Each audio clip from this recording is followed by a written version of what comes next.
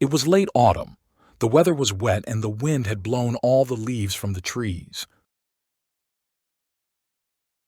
I was riding my horse across the wet, empty land. I was traveling alone.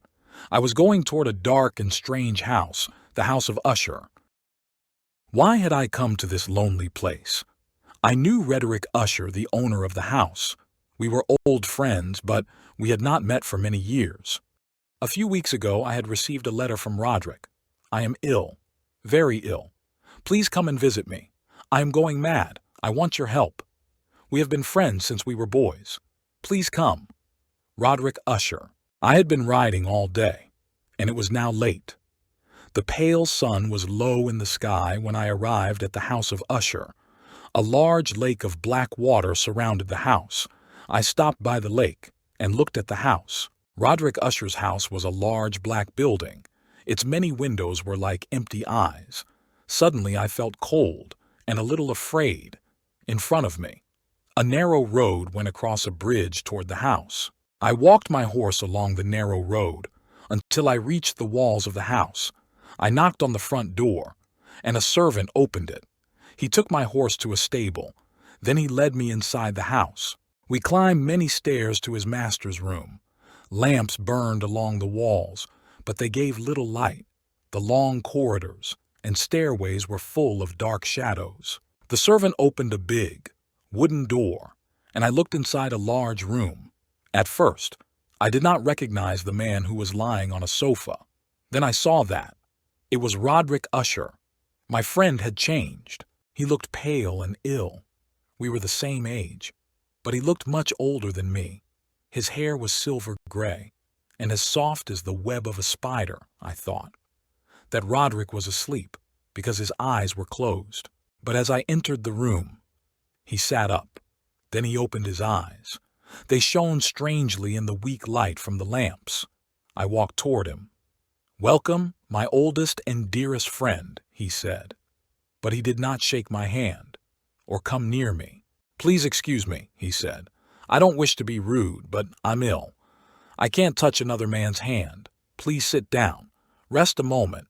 A servant will take you to your room very soon. Then we shall have dinner and talk. I'm glad that you have come," he went on. "I have no one to talk to.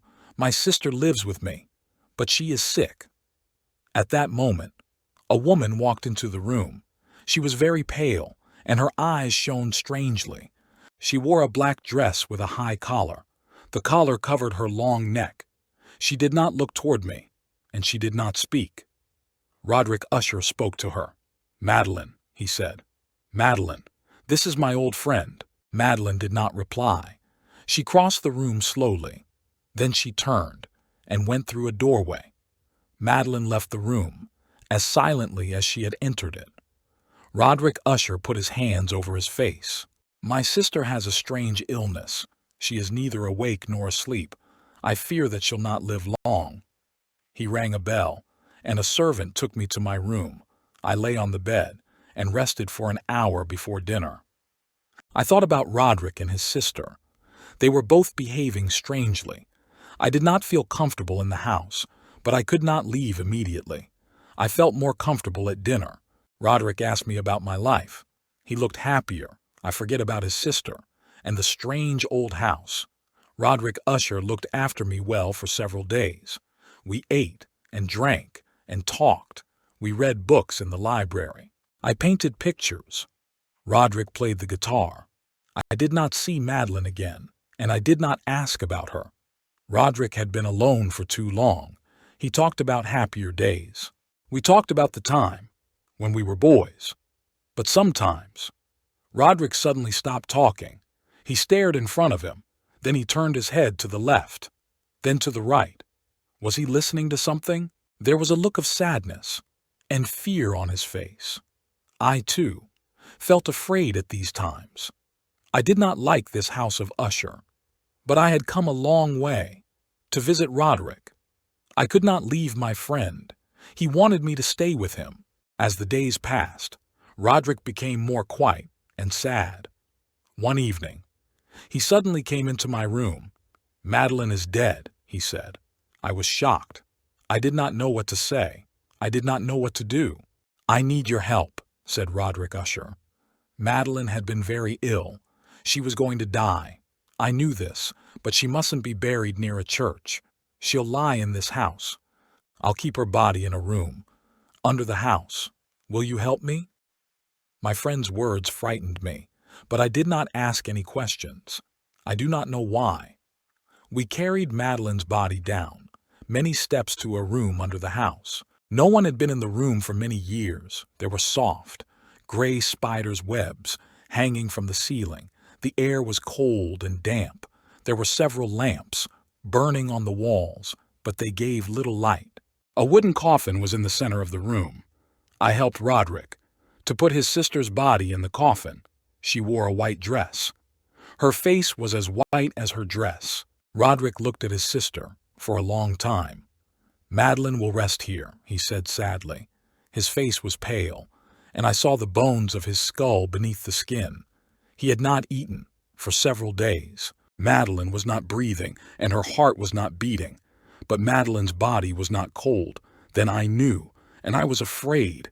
She was dead, but she was not dead.